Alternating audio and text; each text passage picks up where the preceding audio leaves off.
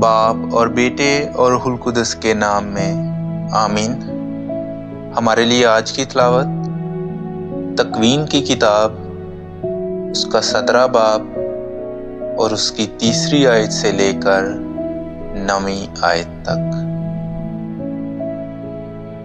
تب ابرام سر کے بل گرا اور خداوند نے اس سے ہم کلام ہو کر کہا، دیکھ میں اپنا عہد تیرے ساتھ باندھتا ہوں اور تو اقوام کے انبوہ کا والد ہوگا، اور تیرا نام پھر ابرام نہیں کہلائے گا بلکہ تیرا نام ابراہیم ہوگا، کیونکہ میں نے تجھے اقوام کے انبوہ کا والد بنایا ہے، اور میں تجھے نہایت ہی بڑھاؤں گا اور قومیں تیری نسل سے ہوں گی اور بادشاہ تیری اولاد میں سے نکلیں گے۔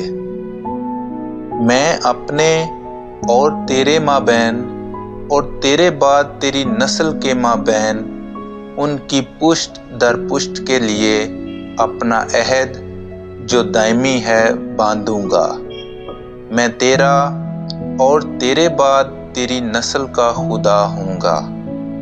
میں تجھے اور تیری نسل کو کنعان کی کل سرزمین دوں گا جس میں تو غریب الوطن ہے، کہ ہمیشہ کے لیے ملکیت ہو، اور میں ان کا خدا ہوں گا۔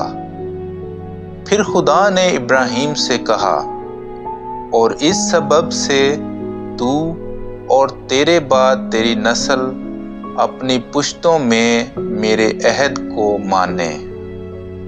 پاک کلام کے پڑھے اور سنے جانے پر خدا کی برکت ہو۔